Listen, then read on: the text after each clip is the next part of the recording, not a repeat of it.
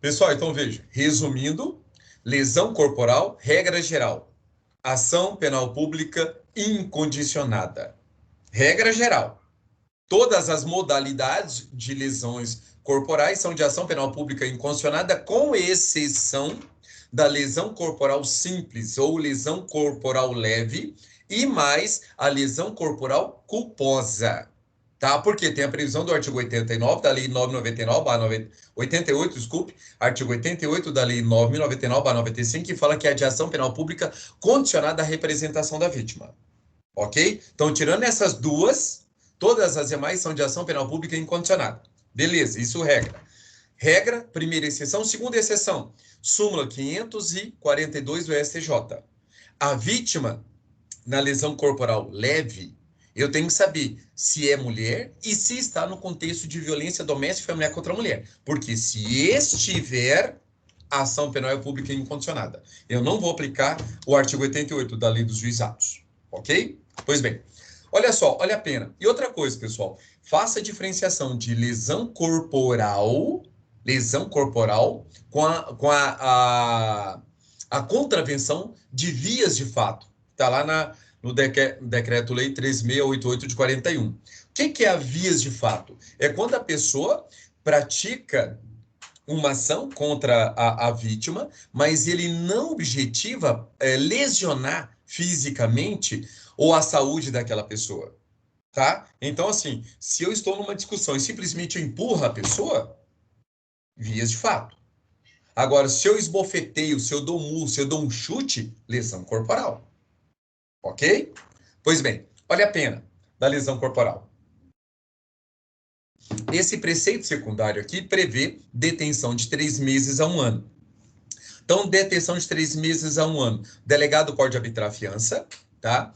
Nesse caso, é considerado crime de menor potencial ofensivo. Aplica-se a regra do artigo 89 da Lei 999/95, tá? Também aplica. Na verdade, aplica-se tudo da Lei dos Juizados e principalmente também a suspensão. Pode ser feito um acordo entre as partes, uma transação penal também é possível, tá? Como causa extintiva de punibilidade, ok? Uh, o procedimento é considerado procedimento comum sumaríssimo, artigo 394, parágrafo 1º, inciso 3, combinado com o artigo 61 da Lei 999/95. Lembrando que o artigo 394 é do Código de Processo Penal, tá bom? Pois bem, no preceito derivado, eu encontro o quê? Uma qualificadora. Então, o primeiro preceito derivado é um preceito derivado qualificador. Por quê, pessoal? A pena que era de 3 meses a 1 ano, ele passa a ser de 1 a 5 anos. Então, se as margens criminais foram majoradas, o seu mínimo e o seu máximo em números, é uma qualificadora. Se fosse em proporção, seria causa de aumento de pena. Ok? Vamos lá. Então, veja, lesão corporal de natureza grave. Parágrafo 1º. Se resulta, 1. Incapacidade para as ocupações habituais por mais de 30 dias. Pessoal, essas são ocupações habituais da pessoa, mas são ocupações lícitas, não são ilícitas. Então, imagine vocês, ganho a vida aí vendendo droga. E aí, alguém pratica em mim lesão corporal e eu fico 30 dias, mais de 30 dias, sem vender drogas. Posso falar que a minha lesão foi lesão corporal de natureza grave? Claro que não, porque a minha ocupação, ela é ilícita. Ok? Agora, exemplo. Essas ocupações habituais não quer dizer ocupações profissionais, são ocupações naturais da pessoa. Tá? Então, imagine aquela pessoa que vai agredir uma mulher que está amamentando e acaba ali atingindo a criança, e a criança fica 30 dias, mais de 30 dias, sem fazer sucção do seio, sem poder amamentar da forma ali oral, natural. Nesse caso, é lesão corporal grave? Claro que sim, porque aquele bebê ficou mais de 30 dias sem fazer as suas ocupações naturais, habituais. Ok? Prostituta, gigolô, pessoal. Olha só que interessante. Imagine uma briga aí entre homens e um deles dá um chute no saco escrotal do homem. E o cara fica ali mais de 30 dias sem poder ter relações sexuais, seja pago, seja com a sua namorada, seja nas suas relações íntimas de afeto. Haverá lesão corporal grave? Sim. Por quê, pessoal? A prostituição, o gigolô, é uma atividade, não é considerada ilícita. Ilícita é a casa de prostituição. Ilícito é o favorecimento à prostituição. Mas o fato da pessoa maior se prostituir não é crime. Tá? Não é crime. Então, vai entrar nessa aqui? Vai também. E detalhe, aqui para dar essa lesão corporal, pessoal, aqui nós chamamos isso aqui de crime a prazo. Crime a prazo. Por quê? Na verdade, não é um crime a prazo, é uma qualificadora a prazo. Porque o crime já aconteceu. De qualquer forma, a pessoa já vai responder pela lesão corporal. Agora, a qualificadora, ela só se qualifica, ela só se concretiza se passar esses 30 dias, houver um novo laudo pericial atestando que ele ficou mais de 30 dias sem as suas atividades habituais. Tá? Então, por exemplo, se eu quebro a perna de uma vítima e ela fica ali mais de 30 dias sem poder trabalhar, acabou. Tá configurado. A perícia só vai atestar. Tá? Então, veja, é um crime não transeunte? É um crime não transeunte. Precisa de perícia? Precisa de perícia. E se não for feita a perícia? A prova testemunhal, artigo 167 do CPP, fala que vai suprir a falta. Tá? Então, a vizinha fala, não, ele ficou mais de 30 dias sem trabalhar, ele ficou acamado, eu ajudei porque ele é uma pessoa sozinha e etc. Então, é o suficiente? Nesses casos, se não for possível fazer perícia, sim. Ok? Perigo de vida. Veja que a lesão corporal, pessoal, imagine. Numa briga, alguém esfaqueia a outra na região abdominal. Tá? Isso quer dizer que é uma lesão corporal grave? Não. Por quê? Primeiro, aqui nós podemos analisar duas situações. Se ele ficar mais de 30 dias longe das suas atividades, está tranquilo, a lesão corporal grave. Agora, suponhamos que houve uma perfuração abdominal, mas a pessoa conseguiu voltar às suas atividades com 20 dias de repouso. Se ele conseguiu voltar às suas atividades com 20 dias de repouso, não dá o inciso 1. Mas se a perícia falou, olha, a faca atingiu órgãos que poderiam levá-lo à morte. Houve o risco de vida, sim. Ele só não morreu porque a intervenção médica foi precisa. Estancou o sangramento, tá? Se não tivesse estancado esse sangramento, ele teria morrido questão de horas. Então, se a perícia fizer isso, tá? Tá configurado um risco de vida. Um exemplo bem simples.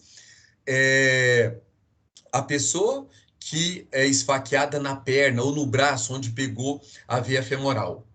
Então, veja, pegou a veia, se não houver uma intervenção cirúrgica imediata, a pessoa vai morrer questão de horas.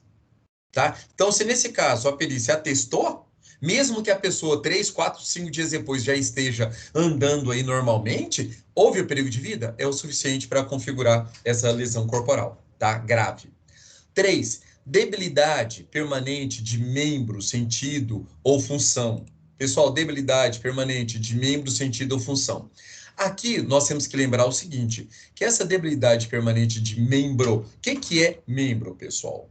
O que é membro? Então, veja, vocês têm que lembrar que membro, nós temos os braços, nós temos o antebraço, nós temos as mãos, nós temos as pernas, nós temos as coxas, nós temos os pés, tá? Então, vem, entende-se por membro cada um dos 4 apêndices do tronco. Todos eles são classificados como membros, ok? Veja lá, sentido. Pessoal, quando nós falamos aí essa possibilidade de nós sentirmos, de ter sensações, nós teremos aí a visão, a audição, o tato, o paladar e o olfato, tá? Quando nós falamos aí em função, nós temos aí os órgãos, como eu vou falar? Nós temos os órgãos de respiração, nós temos os órgãos de circulação, nós temos os órgãos digestivos. Cada um desses tem a sua função própria, tá? Então, veja, veja bem, será debilidade permanente de membro, sentido, função, se atingir esses membros, esses sentidos ou essas funções. Então, lembre, aí nós estamos falando de debilidade, nós estamos falando de quê? De lesão corporal grave. Olha aqui no parágrafo 2º, eu também tenho incapacidade permanente, ou melhor, perda ou inutilização de membro, sentido ou função. Aqui, pessoal, olha que absurdo, mas esse é o entendimento jurisprudencial. Veja bem, veja bem. Se eu tenho duas mãos e se eu perco uma das mãos, é lesão corporal grave, debilidade permanente de membro, sentido ou função. Para dar incapacidade, ou para dar perda ou inutilização de membro, sentido ou função, toda vez que eu tiver órgãos duplos, eu tenho que perder os dois para dar essa lesão corporal grave. Então, no caso, para dar lesão corporal gravíssima, melhor dizendo, eu tenho que perder o quê? As duas mãos. Eu tenho que perder as duas mãos, tá? Igual, suponhamos que uma facada atingiu um rim, e esse rim tirou um rim, mas eu tenho um outro rim, debilidade, vai dar a debilidade permanente de função, tá? Não vai dar essa perda ou inutilização de membro, sentido ou função. Em regra, só vai acontecer se eu perder os dois. Pessoal, você perdeu os dois rins, vai morrer. O cara vai morrer, não tem jeito. Tá? Então, assim, é uma classificação da jurisprudência difícil de entender, complicada de entender, mas é o que cai em prova de concurso, tá bom? A aceleração do parto. Então, veja,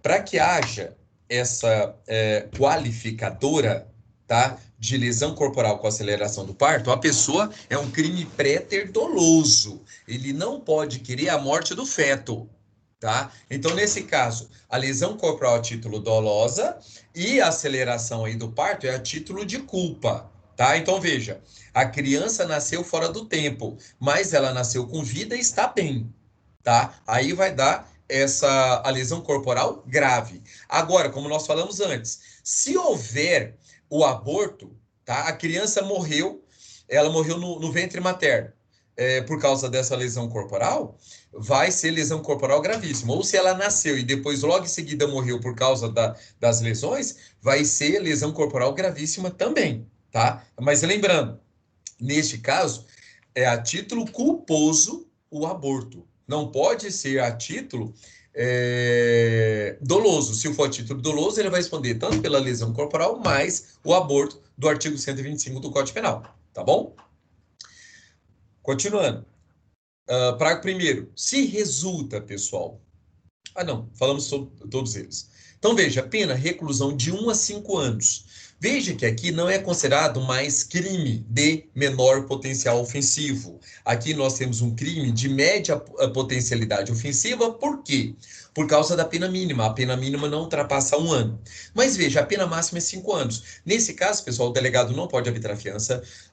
O procedimento é o comum ordinário, tá? Artigo 394, inciso 1 do Código de Processo Penal, porque a pena é superior a 4 anos, ok? Nesse caso, da lei dos juizados, eu só aplico o sursi penal. Só aplico o sursi penal. Porque a pena mínima não é superior a 1 ano, artigo 89. E o delegado, nesse caso, também não pode arbitrar fiança, tá? Porque só o juiz pode fazer, o delegado só pode arbitrar até 4 anos aí, máximo de reclusão. Pois bem, parágrafo 2º. Parágrafo 2º. Pessoal, no parágrafo 2º, eu tenho também um preceito derivado qualificador, porque a pena agora vai de 2 a 8 anos. Então, veja, olha só, a pena inicial era de 3 meses a 1 ano, depois foi de 1 a 5 anos, e agora é de 2 a 8 anos, tá? Então, veja, o nosso Código Penal não fala em lesão corporal gravíssima, tá? Veja que o título aqui, a rubrica é lesão corporal de natureza grave. Essa nomenclatura de lesão corporal gravíssima é dada pela doutrina, não pelo Código Penal, que o Código Penal não faz diferença. Então, é a doutrina que nos ensina que a lesão corporal gravíssima está no parágrafo 2º, ok? Pois bem, vamos lá. Incapacidade permanente para o trabalho. Pessoal, aqui um outro absurdo. Imagine vocês o seguinte. Imagine que eu sou motoboy, tá? A minha profissão, eu sou mototaxista, por exemplo.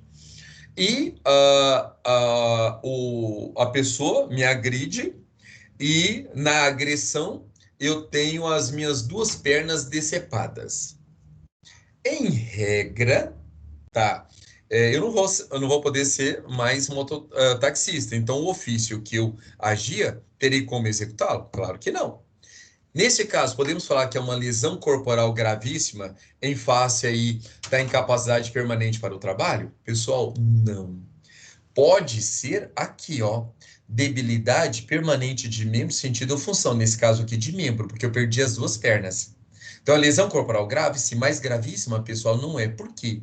A jurisprudência entende que a pessoa pode ser readaptada em outra profissão. Em outra profissão. Olha que absurdo. A pessoa exerce o seu labor, tá? Imagine um pintor, pessoal, que exerce a sua profissão com as mãos e ele perde as duas mãos. Vai dar lesão corporal gravíssima aí pela incapacidade permanente para o trabalho? Não, tá? Não vai dar incapacidade permanente no trabalho. Pode dar, pessoal, aqui, ó, na perda ou inutilização de membros sentido de opção, porque perdeu as duas, tá? Mas a incapacidade permanente para o trabalho não pode, porque ele pode exercer outra profissão, tá? Então, imagine que um profissional do direito, que é a nossa ferramenta de trabalho, é a fala. E a pessoa tenha perdido aí, por exemplo, a língua, tá? No crime ali, a pessoa corta a língua do advogado, por exemplo. Nesse caso, incapacidade permanente para o trabalho? Da mesma forma, não, tá? Pode dar perda ou inutilização de sentido, tá? A melhor ali, a gente pode falar no sentido. Vai dar o inciso terceiro, mas incapacidade para o trabalho também não, porque ele pode exercer um outro tipo de profissão. Então, assim, um absurdo o que a doutrina coloca, mas é o que cai em prova de concurso. Segundo, se resulta em enfermidade incurável. Pessoal, essa enfermidade, essa doença, no momento ali da perícia, não pode haver o que? Cura. Ou se houver cura, a cirurgia for de risco, e se a vítima não quiser submeter esse risco, vai dar também essa qualificadora, tá? Porque não é obrigado a vítima a se expor mais uma vez a sua vida em risco, tá? Então, se dá lesão corporal, acaba tendo essa enfermidade incurável, tá? É lesão corporal gravíssima, independente se a vítima, se ela pode ser submetida a uma cirurgia ou não, tá? Isso depende exatamente da perícia, que naquele momento é considerado incurável e a única possibilidade é uma cirurgia extremamente arriscada. Se a vítima não quiser, tá configurado aí a qualificadora, ok? Perda ou inutilização de membro, sentido ou função, só haverá essa qualificadora se a pessoa perdeu os dois membros, os dois sentidos ou função. Se tiver dois órgãos duplos, melhor dizendo, se tiver dois órgãos duplos, tem que haver a perda dos dois. Exemplo, se eu tenho duas orelhas, perco uma orelha, perco a audição de um dos ouvidos, mas eu tenho outro, vai dar lesão corporal grave, não gravíssima. Gravíssima, só se eu perder os dois. Deformidade permanente. Pessoal, a doutrina trabalha com o seguinte sentido, de que essa deformidade ela tem que ser aparente, tá? Porque se ela for escondida, não vai dar essa lesão corporal gravíssima. Então, imagine vocês que houve uma deformidade permanente no crânio da vítima, tá? Houve um afundamento de crânio. Só que o cabelo crescendo, ninguém percebe essa deformidade permanente. Então, nesse caso, não seria o quê? Não seria lesão corporal gravíssima. Olha que absurdo. Não seria lesão corporal gravíssima, tá? Então, assim, se ela não for visível, ela não vai dar essa lesão corporal gravíssima. Um absurdo, tá? Discute a respeito das partes íntimas. se haveria a aplicação ou não, porque não é visível. Mas, pessoal, se a pessoa tem uma vida sexual ativa, tá? É uma parte visível, sim, aos parceiros sexuais dessa pessoa. Então, deve haver essa qualificadora? Deve haver. Só que há posicionamentos conflitantes aí na doutrina. E, por último, a respeito do aborto, que nós já falamos. Então, veja que o parágrafo 2º coloca a pena de reclusão de 2 a 8 anos. Aqui, eu tenho o quê?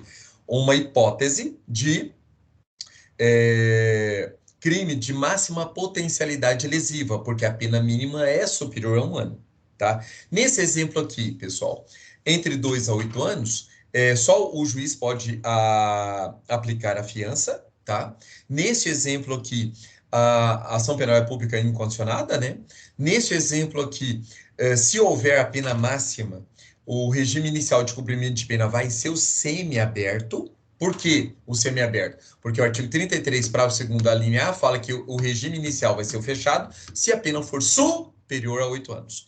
E se ele pegar a pena mínima, o regime será o aberto, tá? 2 anos. E lembrando aos senhores, se ele pegar a pena mínima aqui 2 anos, pode ser aplicado o sursi penal. Pode ser aplicado o sursi penal. Quando a pena privativo de liberdade não for superior a 2 anos, a pena, a execução da pena pode ficar suspensa de 2 a 4 anos, regra geral, ou de 4 a 6 anos, né? Dependendo da situação. E se a pessoa não comete nenhum crime nesse período, causa extintivo de punibilidade. Ou seja, se quer ir para a cadeia, a pessoa irá, ok? Lesão corporal seguida de morte. Pessoal, lesão corporal seguida de morte. Parágrafo 3º. Se resulta a morte, as circunstâncias evidenciam que o agente não quis o resultado, não quis assumir o risco de produzi-lo. Então, veja, aqui é muito importante que vocês consigam fazer a diferenciação entre homicídio culposo e lesão corporal seguida de morte, tá? Então, vamos lá. Pessoal, no homicídio culposo, a pessoa age com negligência, imprudência ou imperícia desde o início e acaba tirando a vida dessa pessoa numa dessas modalidades, tá? Aí nós vamos falar o quê? No homicídio culposo. Então, imagine vocês a situação ali do atirador de facas. Do atirador de facas. O atirador de facas que não quer praticar lesão corporal contra a vítima, mas ele erra ali, ele foi imperito, tá falando exatamente sobre a arte dele, e acaba tirando a vida da vítima, é uma hipótese de homicídio culposo. Agora, o que é lesão corporal seguida de morte? É quando o agente, ele quer praticar lesão corporal, tá? Na sua modalidade aí dolosa, e acaba o resultado sendo agravador culposo. Ok? Então imagine, numa briga entre duas pessoas, um dá um soco muito forte na outra, e essa outra pessoa, ela se desequilibra, cai e bate a cabeça no meio-fio. Então veja, a lesão corporal dolosa, tá? Nesse caso aí, podemos até falar que seja leve, é a primeira ação do acusado. A segunda, que foi a morte, não foi uma morte querida. Não foi uma morte querida, tá? Então, essa morte foi título de culpa. Então, neste caso, lesão corporal seguida de morte. Olha a pena. A pessoa vai responder com uma pena de 4 a 10 anos. De 4 a 10 anos. Por quê? Porque havia um dolo inicial na lesão corporal. E a morte foi a título de culpa. Por quê, pessoal? Imagine vocês o caso da vítima hemofílica, tá? Imagine que ela tem a doença hemofilia. Então, veja, se eu sei que a vítima tem essa doença, essa doença faz com que qualquer tipo de sangramento pode ser fatal, aí eu chego querendo praticar lesão corporal contra essa vítima e vou e corto o braço, numa região não letal. Não cortei a femoral. Cortei simplesmente o braço da pessoa. Isso é o quê? Uma lesão corporal simples. Lesão corporal simples, ok? Agora, suponhamos que essa pessoa venha à morte por causa da hemofilia. Eu vou responder pela lesão corporal seguida de morte? Pessoal, depende. Depende do quê? Se eu conheço o estado da pessoa.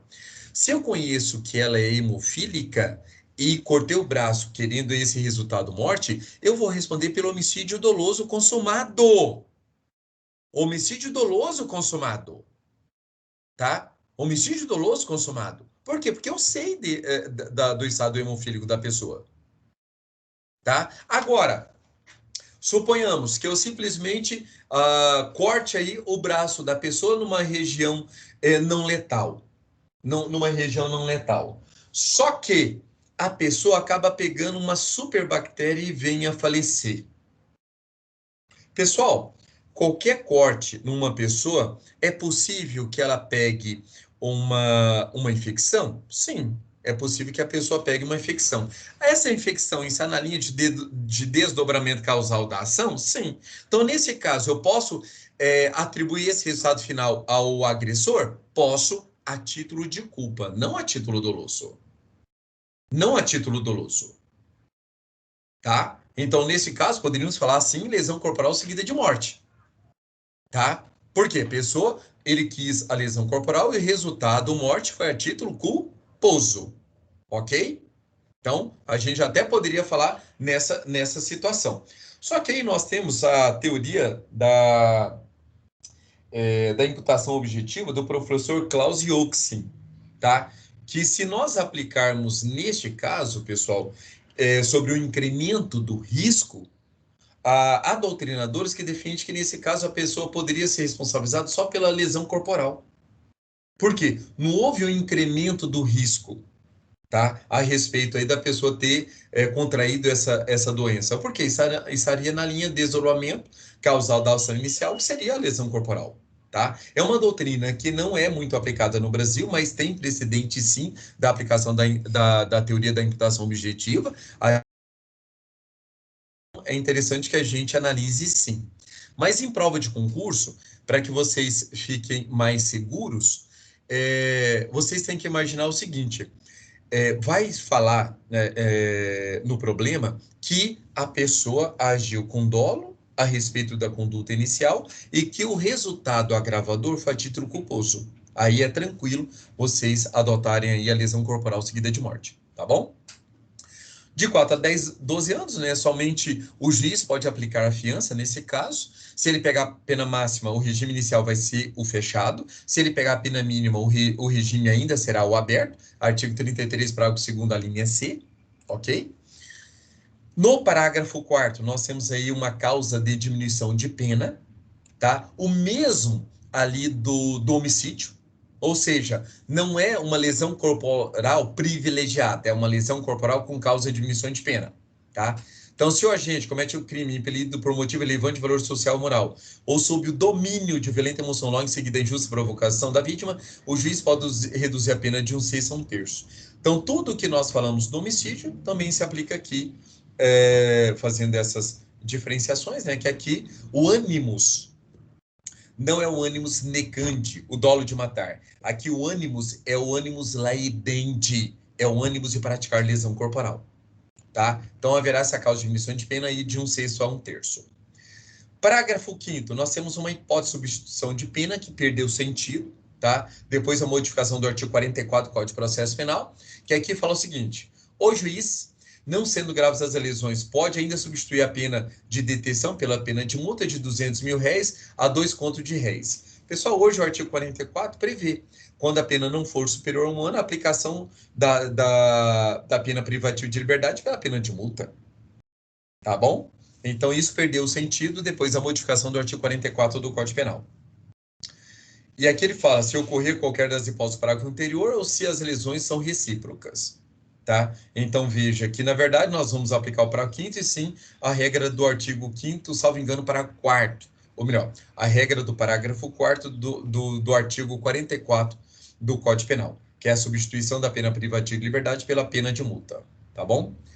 Lesão corporal culposa. Se a lesão é culposa, pessoal, olha que interessante. Aqui não importa se a lesão corporal é leve, grave ou gravíssima. Não importa. Se ela for culposa, a detenção é de 2 meses a 1 ano. Se ela é culposa, a detenção é de 6 meses a 1 ano. Tá? Então, veja. Suponhamos que eu andando de bicicleta, tá? Andando de bicicleta, acabo atropelando uma pessoa. Essa pessoa cai e acaba fraturando aí a coluna. E a pessoa fica tetraplégica. Pessoal, veja que, em regra, seria uma lesão corporal gravíssima, né? Mas nesse caso, foi dolosa? Não, foi culposa, então não importa.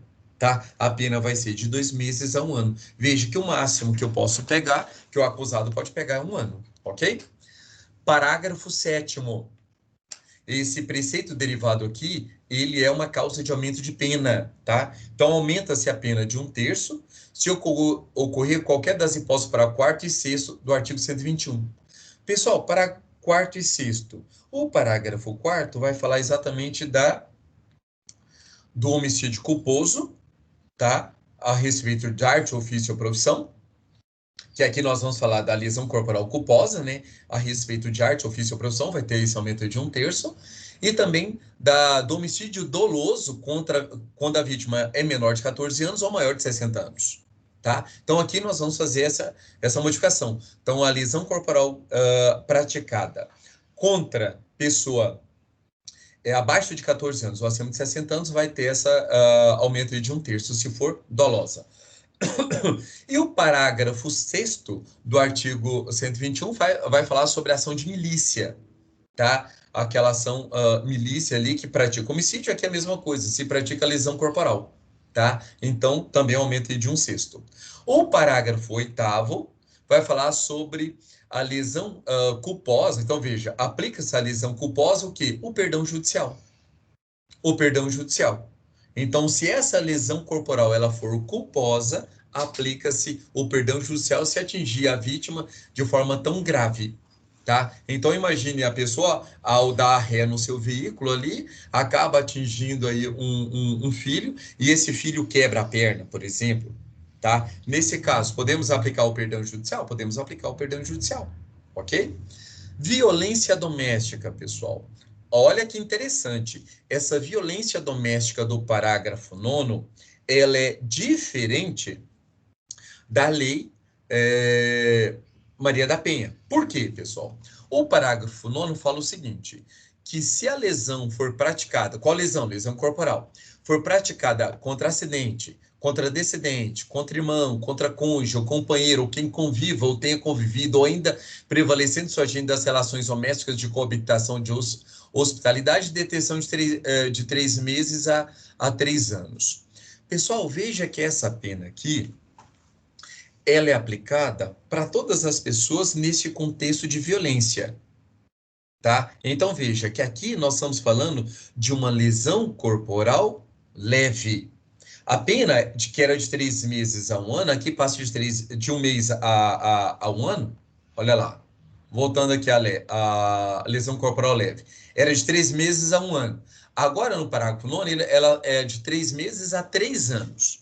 Tá? Então, se a violência leve ela é praticada no âmbito de violência doméstica familiar, 3 meses a 3 anos. Agora, se, além desse contexto de violência doméstica, a vítima for mulher, aí eu vou aplicar todas as benesses da Lei 11.340 de 2006. Tá? Então, veja, o procedimento da Lei 11.340 de 2006 é um plus para proteger a mulher em situação de vulnerabilidade.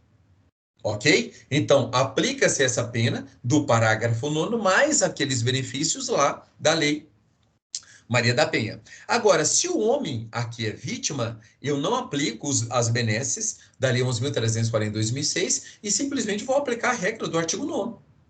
Tá? De 3 meses a 3 anos. Então, veja aqui, aquela discussão que a lei de violência doméstica deveria ser aplicada tanto ao homem como à mulher, cai por terra. Por quê? Porque eu tenho a proteção do homem aqui no parágrafo 9º.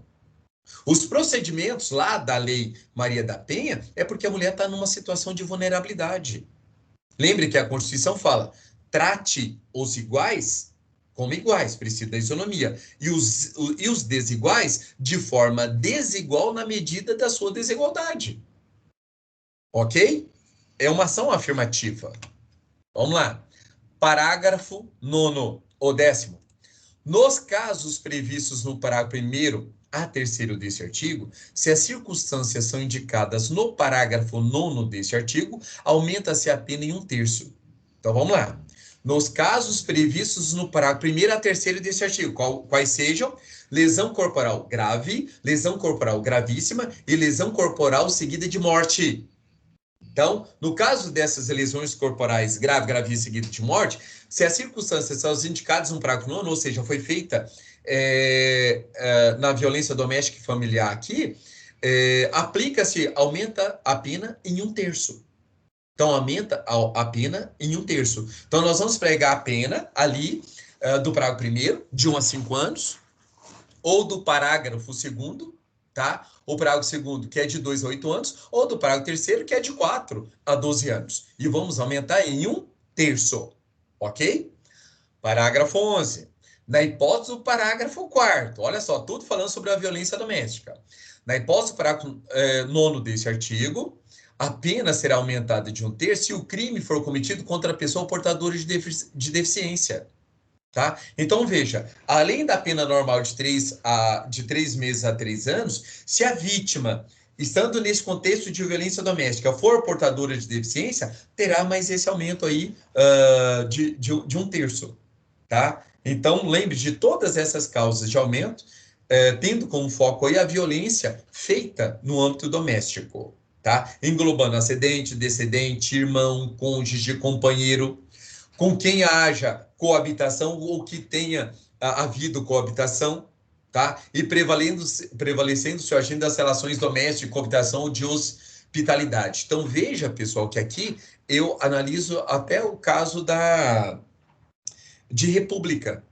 Então, violência praticada numa república, eu aplico a regra do parágrafo 9º do Código Penal, do artigo 129, tá bom? E por último aqui nós temos, se a lesão for praticada contra a autoridade descrita no artigo 142 e 144 da Constituição. Então, veja que esse preceito derivado, ele é incompleto. Ele é uma lei penal em branco, homogênea, heterovitelina de fundo constitucional. Porque o Congresso Nacional me traz esse complemento e está lá na Constituição. Tá? Então, uma lei penal em branco, homogênea, heterovitelina de fundo constitucional. Tá? Que a gente vai ter que saber quais são esses integrantes aí do 142 e 144 que nós já estudamos. Bem como os integrantes do sistema prisional e da Força Nacional de Segurança Pública no exercício da função ou em razão dela, tá? Então, quando essa lesão corporal foi praticada, quando essas autoridades, em razão da função ou no exercício dessa função, em decorrência dela, será aplicada a regra do parágrafo 12, tá? Ou contra cônjuge, companheiro ou parente consanguíneo até o 3º grau, tá? Em razão dessa condição. A pena será aumentada o quê? De 1 a 2/3. De 1 a 2/3. Pessoal, então veja, se a lesão for praticada contra essas autoridades, a pena será aumentada de 1 a 2/3.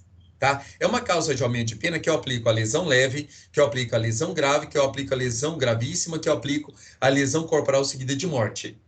Ok? Beleza. Agora veja, o que é crime hediondo? O crime hediondo, tá? No artigo 129, é quando a lesão corporal é praticada contra essas autoridades, mas a lesão corporal ou ela é gravíssima ou ela é seguida de morte, tá? Olha só a lei 8.072/90. A lei 8.072/90, ela vai falar que é crime hediondo a lesão corporal dolosa de natureza gravíssima, 129, parágrafo 2º, e a lesão corporal seguida de morte quando a vítima for a autoridade aqui do artigo do parágrafo 12. Então, lembre o seguinte, não é que o parágrafo 12 ele é considerado hediondo, não. O que é hediondo é essa lesão corporal contra essas autoridades, sendo ela gravíssima ou seguida de morte. Aí ela vai ser considerada hedionda, ok? Pois bem, alguma dúvida até agora? Não, não? Então, beleza. Então, vamos continuar. Vamos continuar. Pessoal, a partir de agora, do artigo 131 até o artigo 137, eu tenho o quê? Crimes de perigo. Eu tenho crimes de perigo. O crime de perigo, ele pode ser regra geral. Nós vamos ver que tem exceção. Eu tenho um crime de perigo, tá? Eu tenho um crime de perigo concreto e crime de perigo abstrato. O crime de perigo concreto, para a configuração do crime, é necessário perícia, que ateste que houve a exposição a perigo bem juridicamente tutelado pelo direito penal, tá? Agora, quando é crime de perigo abstrato, eu não preciso de perícia, tá? Um exemplo de perigo abstrato é a pessoa que anda com arma desmuniciada, ou que anda simplesmente com os projéteis, com a munição, sem arma. Então, veja, tem como eu pegar uma munição e fazer a deflagração dela? Sem arma, em tese, não. A não ser que eu coloque aí calor, tá? Então, veja, mas mesmo assim é considerado crime ali do artigo 12 da Lei 10.826/2003, o Estatuto do Desarmamento. Então, esse é um exemplo de crime de perigo abstrato. Agora, o que nós vamos estudar agora são crimes de perigo concreto, em sua maioria. Vamos lá, Código Penal. Então, veja, aqui no capítulo 3, eu estou trabalhando da periclitação da vida e da saúde. Tá? Então, qual bem juridicamente protegido? É exatamente o perigo de vida e o perigo de saúde. No artigo 130, perigo de contágio venéreo. Perigo de contágio venéreo. Então, olha só. Essa aqui é a rubrica marginal e o preceito primário fala o quê? Expor alguém por meio de relações sexuais ou qualquer ato libidinoso. Pessoal, crime de ação vinculada. Ele já determina, só é crime do artigo 130 se for por meio de relações sexuais ou a prática de qualquer outro ato libidinoso, tá? A contágio de moléstia venérea. Pessoal, aqui é doença venérea. Ah, professor, mas o que é doença venérea? Eu não sei. Eu vou ter que ir no Ministério da Saúde para saber o que é doença venérea. Ah, então esse preceito primário é um preceito primário incriminador incompleto? Sim. É uma lei penal em branco? Sim. É uma lei penal em branco primariamente remetida? Sim. Homogênea ou heterogênea? Heterogênea. Porque quem vai trazer esse complemento é o Ministério da Saúde. É heterogênea, ok? Que sabe ou deva saber que está contaminado. Olha, pessoal, aqui eu tenho o sujeito ativo aqui, ele é um sujeito ativo próprio. O acusado tem que estar contaminado dessa doença venérea, ou ele deve saber que está contaminado, dolo eventual, tá? Dessa doença venérea. Então, ele tem que possuir aquela doença venérea e ele quer que a outra pessoa também tenha essa doença venérea, tá? Então, aí nós temos o crime de perigo. E ele vai utilizar a relação sexual exatamente para tentar transmitir isso. Ele quer expor a vida ou a saúde da vítima em perigo. Tá? Esse é o crime do artigo 130. É a exposição, é um crime formal. É um crime formal. Não precisa que haja contaminação da vítima. Tá? Professor, e se a vítima estiver contaminada pela mesma doença venérea? Crime impossível. Simples assim. Ok? Pois bem, e veja que se ele tem uma doença venérea e quer passar para a vítima por um outro meio que não seja relação sexual, pessoal, aí é o crime do artigo 131. Por quê? O crime do artigo 130 só se configura se for por meio de relação sexual ou qualquer outro ato libidinoso. Tá? Suponhamos que a pessoa tem uma doença de moléstia grave. Pode ser até venérea. E ele quer passar para a pessoa por um ato que não seja um ato sexual, tá? Suponhamos aí passando a saliva na pessoa, pega a mão, pega a saliva e tenta passar na boca, por exemplo, da vítima, sem conotação sexual, ele vai responder pelo 131. Ele vai responder pelo 131. Mesmo que seja doença venérea. Por quê? Para ser o 130, tem que ser o quê? Relação sexual ou qualquer outro ato libidinoso. Então, essas são as elementares do artigo 130. Olha só, pena de detenção de 3 meses a 1 ano ou multa. Crime de menor potencial ofensivo. O delegado pode arbitrar a fiança. Ação, neste caso aqui, é pública condicionada à representação por causa do parágrafo 2º, tá? Do artigo 130, a ação penal pública condicionada à representação da vítima. De acordo com o artigo 38 do Código de Processo Penal, ela tem 6 meses para ir na delegacia e registrar a ocorrência. Porque passou esses 6 meses, decadência. Decadência, ok? Parágrafo 1º. Se a intenção do agente é transmitir a moléstia. Então, veja, no artigo 130, ele só quer expor a perigo a vítima. Ele fala, eu tenho a doença, vou fazer o ato sexual, tô nem aí. Se ela pegar, pegou. Esse é o artigo 130. Agora, se a intenção, eu quero que ela pegue essa doença também, aí veja, se a intenção dele é transmitir a moléstia, aí reclusão de 1 a 4 anos. Professor, e se ela pega a moléstia? Aí ele vai responder pelo 130, cumulado com o artigo 129. Porque num primeiro momento ele expôs a perigo a vida. E aí depois a pessoa acaba contraindo essa doença, artigo 129, lesão corporal. Lesão corporal.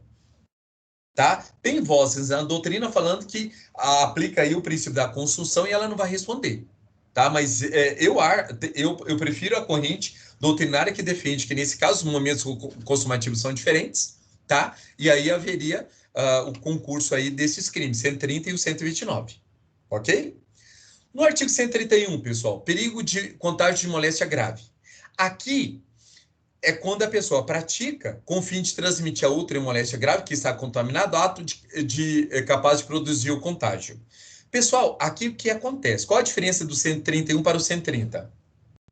No 131 pode ser até doença venérea, pode até ser, só que ele vai utilizar um meio que não seja um ato sexual.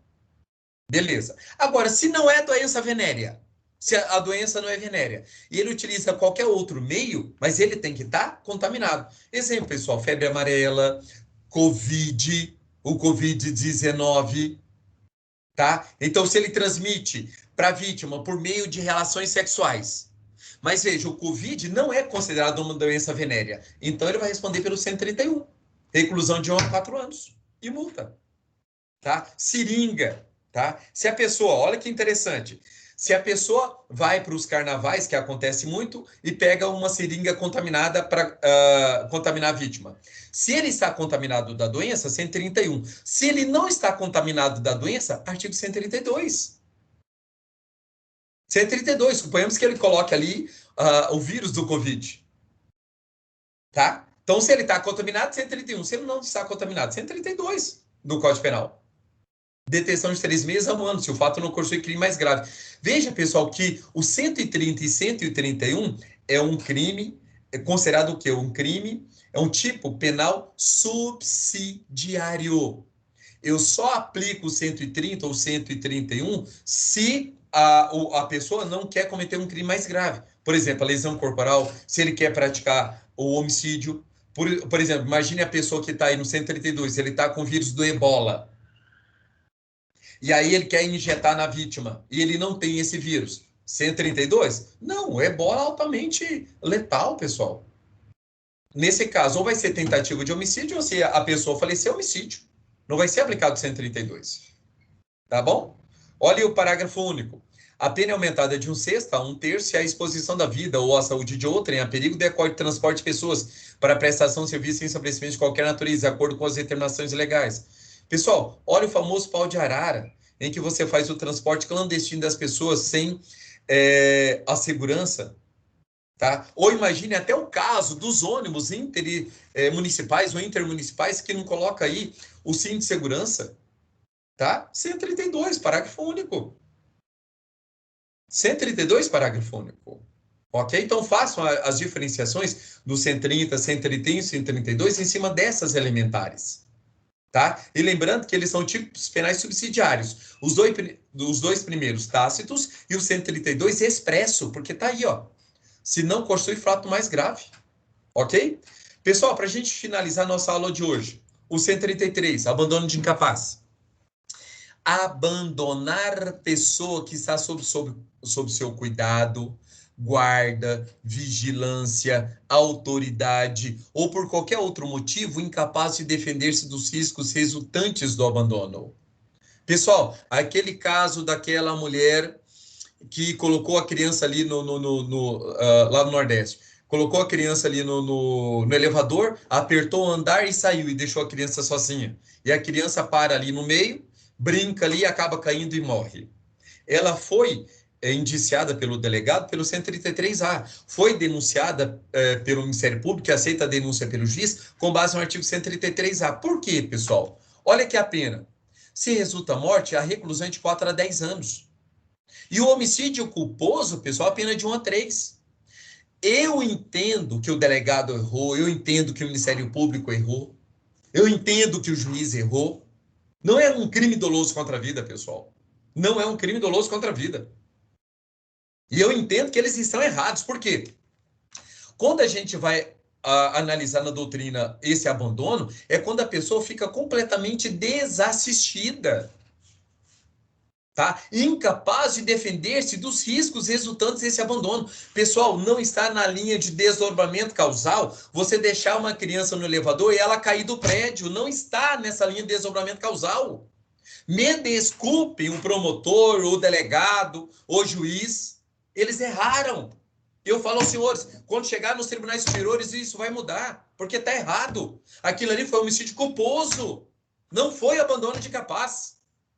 Por quê? Pessoal, a pessoa está dentro de um prédio, num elevador que tá toda hora entra pessoas que pode defender essa criança. Agora, se ela coloca nesse elevador e o elevador cai, nós até poderíamos falar no abandono de capaz, tá? Porque ela está incapaz de defender dos riscos, mas veja, no elevador, se cair, qualquer pessoa que lá estivesse também iria cair.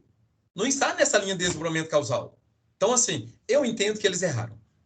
Esse abandono, pessoal, é você deixar no local ermo, é você deixar uma criança recém-nascida no local em que as pessoas não vão escutar o choro dela. Só para vocês terem ideia, a doutrina dá até o exemplo de que se você deixa uma criança recém-nascida próxima a um hospital em que as pessoas vão ouvir o choro dessa criança, não dá abandono de incapaz. Não dá. Então, assim, para mim, forçação de barra do juiz, do promotor, do delegado, porque como o assunto virou um assunto midiático, né? Chamou a atenção, ainda mais porque era um político que estava cometendo ilícito, a empregada ali tinha sido contratada, paga pelos cofres públicos, sendo que era uma funcionária particular, então falou, vamos pegar o peso do direito penal e vamos colocar nesse caso. Tá errado.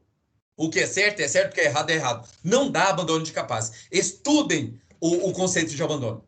Assim, respeito a opinião de vocês. A minha opinião é essa. Tá? Agora, para uma prova de concurso, pessoal, a gente vai ter que ver. Porque, assim, não achei nenhum caso nesse sentido aí de jurisprudência para a gente ter um norte seguro. Então, nós vamos ter que ver esse caso quando for julgado, tá? Porque vai ser julgado pelo tribunal do júri. E aí o recurso vai ir para o STJ, vai ir para o STF, vamos ver o que os nossos tribunais vão apreciar, tá? Qual vai ser o entendimento deles, ok? Então, veja, a pena, detenção de 6 meses a 3 anos ou abandono. É um crime de perigo. É um crime formal. Então, só o fato de abandonar já está configurado esse crime, que é considerado de menor, ou melhor, é um crime de médio potencial ofensivo, porque a pena é superior a 2 anos. Ok? Mas o delegado pode arbitrar a fiança. Agora, se do abandono resulta lesão de natureza grave, parágrafo 1º do artigo 129, reclusão de 1 a 5 anos. Reclusão de 1 a 5 anos. Ainda posso aplicar o sursi penal. Ou melhor, o sursi processual penal. Agora, se resulta morte, aí a pena de 4 a 12 anos é considerado crime de máxima potencialidade ofensiva. Somente o delegado pode, ou somente o juiz pode arbitrar a fiança, tanto no parágrafo 2º como no parágrafo 1º, tá? O crime aqui, o procedimento é procedimento comum ordinário, artigo 394, parágrafo 1º, inciso 1 do Código de Processo Penal, tá bom? E finalizando, o aumento de pena. O parágrafo 3º, o pessoal fala, as penas combinadas neste artigo aumentam-se de 1/3. Se o abandono ocorre em lugar ermo, tá? Em local desabitado, se o agente é acidente ou descendente, cônjuge, irmão, tutor ou curador da vítima, lembrando a vocês que existe uma causa, uma agravante, exatamente com esses dizeres. Quando o agente é acidente, descendente, cônjuge, irmão. Então, veja, posso aplicar essa causa de aumento aqui mais agravante do artigo 61? Não posso, porque vai dar bis in idem. Eu não posso utilizar uma mesma circunstância judicial para aumentar a pena e agravar a pena. Eu não posso. tá? Eu adoto a teoria da pior das hipóteses, vou aumentar a pena, mas não posso utilizar como agravante. Ok? E por último, se a vítima é maior de 60 anos, também a mesma coisa, tá? Isso é aqui uma causa de aumento de pena, ok? Pessoal, com isso, já extrapolamos aí o nosso horário, trabalhamos aí esses artigos. A semana que vem nós vamos terminar esses crimes